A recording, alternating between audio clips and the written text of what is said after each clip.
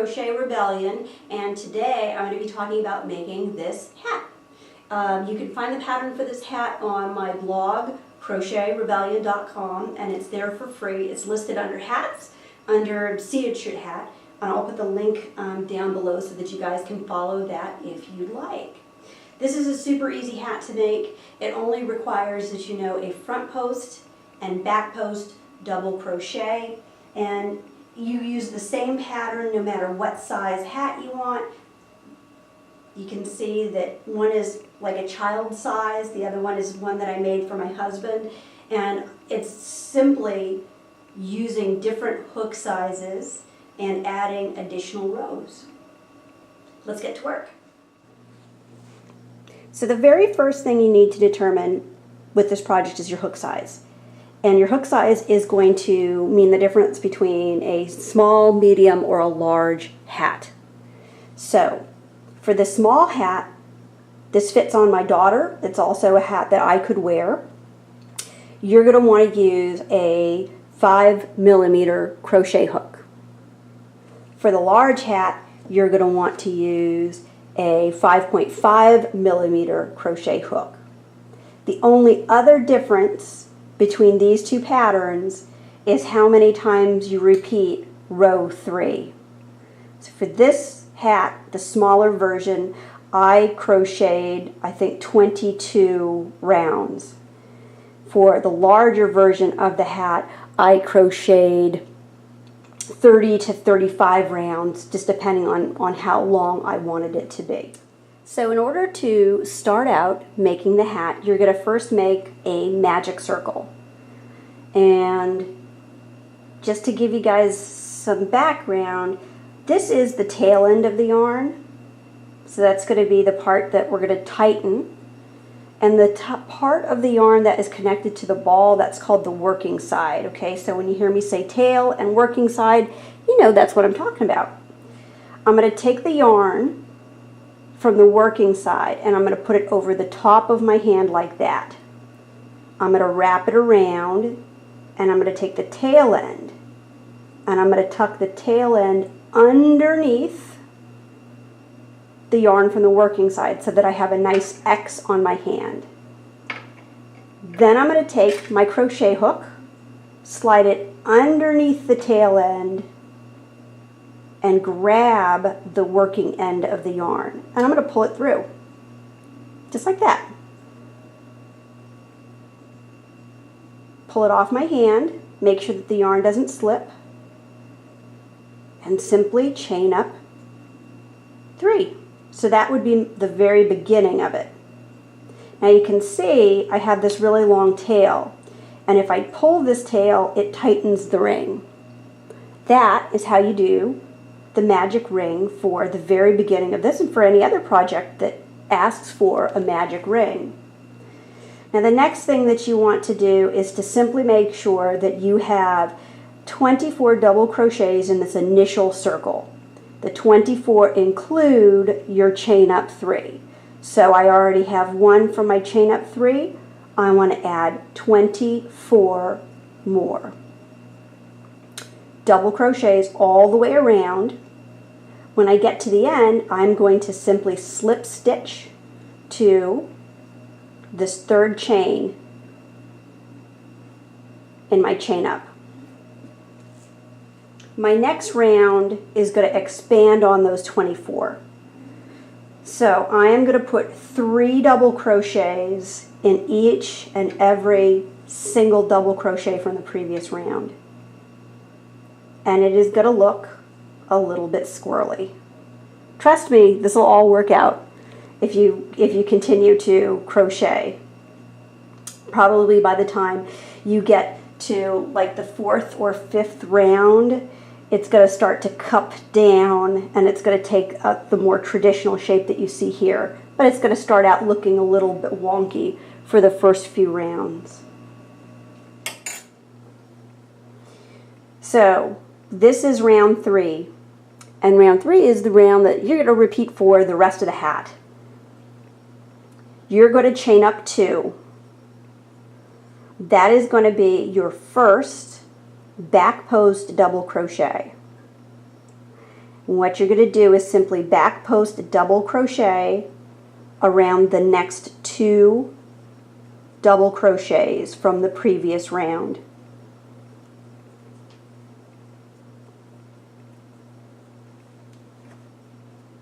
So now I've got 3 back post double crochets. Now I'm going to do 3 front post double crochets.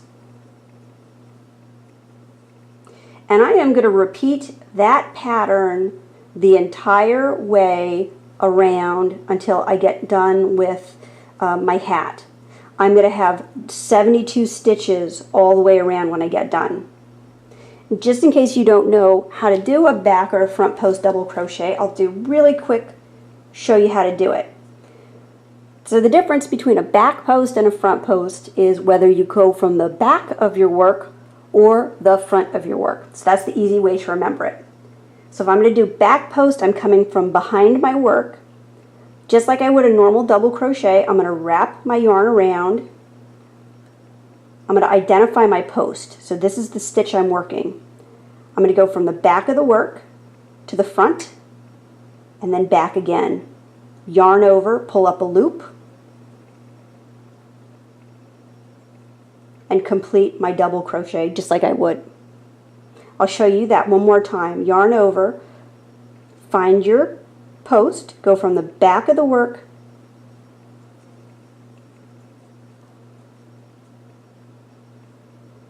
now to do a front post double crochet, you're going to yarn over, you're going from the front of your work, so you're going to go front to back and then back again.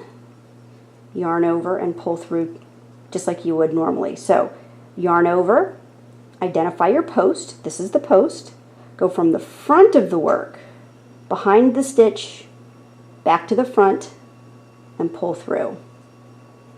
And that is how you do your back and front posts. Now, your first couple of rounds, you are not actually going to see anything. It's not really going to look as defined as it is in the hats. Once you start to establish the pattern and you get 2 or 3 rounds in, you're going to see these ridges come up in your hat.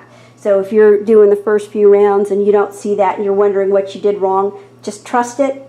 They will pop out. Once you get enough of these rows done, that will take care of itself. One thing that I always like to do whenever I finish a project is to add just even ever so slight a border. So once I got done with this hat and I made it as long as I wanted to, I simply did one last row of single crochet all the way around before I tied off my hat. So the last thing I want to show you is how to make the pomps or the poofs that I put on the hats themselves. And I don't ever feel like doing any more extra steps than I have to, and I also don't like to buy more stuff than I actually need. So this is how I do it without making a cardboard cutout, without going to the store to buy the pre-made pomp molds. I simply take my fingers, make sure that I start with them stretched out, because as you wrap it's going to get tighter and tighter and it'll get really hard to pull off if you don't stretch your fingers out. I wrap the yarn around my hand. I typically wrap, let's say 70 to 80 times for a really small flat poof. If I want something that's going to be a medium-sized poof, like you see in the pink hat or the purple hat, that's about 125 times. And for the giant one that I made for the adult hat with the 3 colors, that is like 175 to 200 times. If you want to add color, you could just simply wrap a bunch of other colored yarn in there. But once you get the number of wraps, you're going to close your fingers and just pull it off your hand and lay it flat. So you don't want to mess with it. You just want to leave it flat. You want to take your other yarn and you want to cut about a 12-inch section. Take that yarn, run it underneath this big ball, and tie a knot. Keeping it in the middle as much as you can. Make this knot as tight, tight, tight as you can. I don't usually have extra fingers to hold everything together while I make another knot, so I just turn it over, make a knot on the back. Make sure it's in the same spot as the original, tie it really tight, and I double that knot up. Now, whenever I attach a pomp to anything, I always leave these two little strings. So these are these strings here, and they're going to help me attach it to the hat. So I'm going to leave these long. I'm not going to cut those when I start trimming everything. So I'm going to hold those in my hand like that, just so that I don't cut them, and I'm simply going to find every single loop and cut it. And pretty soon you are going to see this poof out.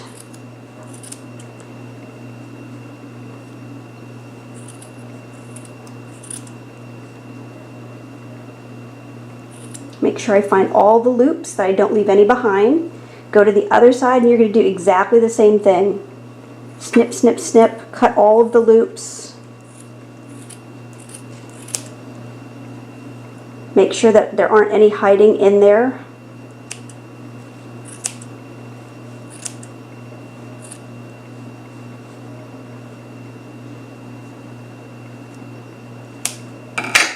Kind of fluff it up a little bit.